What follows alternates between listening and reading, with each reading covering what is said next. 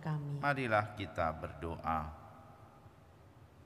Allah Bapa sumber kedamaian, semoga sabda-Mu berkembang subur pada kami dan semoga menumbuhkan pengharapan pada setiap orang yang mengalami kesulitan menghadapi hari depan yang serba suram, serta menambahkan kedamaian dan kesejahteraan. Demi Yesus Kristus Putra-Mu, Tuhan dan pengantara kami kini dan sepanjang segala masa. Amin.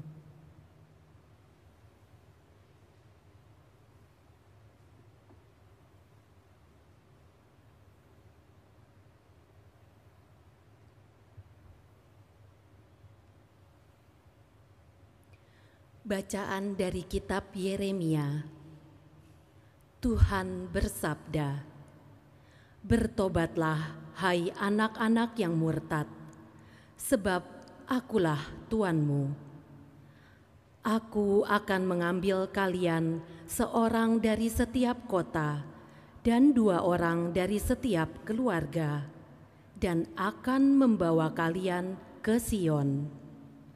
Aku akan mengangkat bagimu gembala-gembala yang sesuai dengan hatiku.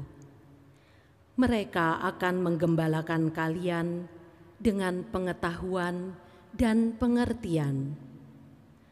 Apabila pada masa itu kalian bertambah banyak dan beranak cucu di negeri ini." Demikian sabda Tuhan. Maka orang tidak lagi akan berbicara tentang tabut perjanjian Tuhan.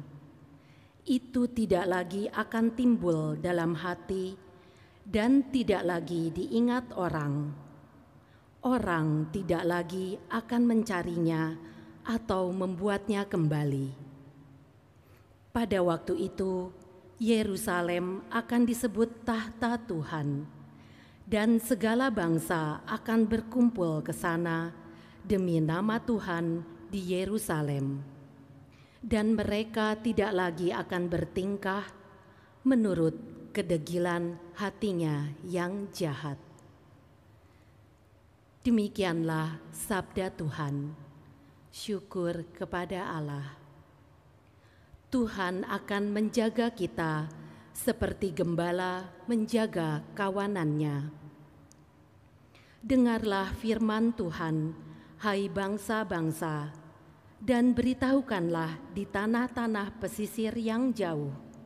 Katakanlah, Dia yang telah menyerahkan Israel akan menghimpunnya kembali dan menjaganya seperti gembala menjaga kawanan dombanya.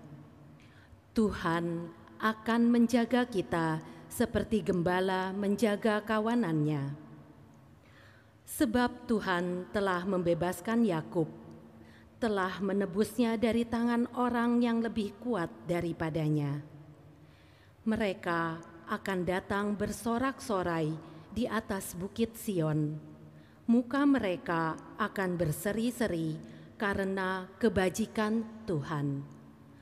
Tuhan akan menjaga kita seperti gembala menjaga kawanannya. Pada waktu itu, anak-anak dara akan bersukaria, menari-nari beramai-ramai, orang muda dan orang-orang tua akan bergembira. Aku akan mengubah perkabungan mereka menjadi kegirangan, dan akan menghibur serta menyukakan mereka sesudah kedukaan. Allah akan menjaga kita seperti gembala menjaga kawanannya. Haleluya, haleluya. Berbahagialah orang yang menyimpan sabda Allah dalam hati yang baik dan tulus ikhlas, dan menghasilkan buah dalam ketekunan. Haleluya.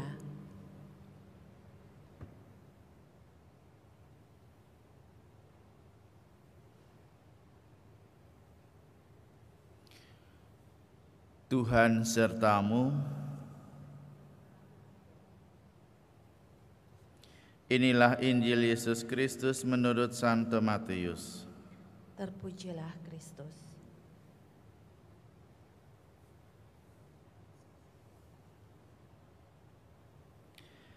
Sekali peristiwa Yesus bersabda kepada murid-muridnya, "Dengarkanlah arti perumpamaan tentang penabur. Setiap orang yang mendengar sabda tentang kerajaan Allah dan tidak mengerti akan didatangi si jahat, yang akan merampas apa yang ditaburkan dalam hatinya. Itulah benih yang jatuh di pinggir jalan. Benih yang ditaburkan di tanah berbatu-batu ialah orang yang mendengar sabda itu dan segera menerimanya dengan gembira. Tetapi ia tidak berakar dan hanya tahan sebentar saja. Apabila datang penindasan atau penganiayaan karena sabda itu, orang itu pun segera murtad. Yang ditaburkan di tengah semak duri ialah orang yang mendengar sabda itu, lalu sabda itu terhimpit oleh kekhawatiran dunia dan tipu daya kekayaan sehingga tidak berbuah. Sedangkan yang ditaburkan di tanah yang baik ialah orang yang mendengarkan sabda itu dan mengerti, dan karena itu ia berbuah. Ada yang 100, ada yang 60, dan ada yang 30 ganda." Demikianlah Injil Tuhan. Terpujilah Kristus.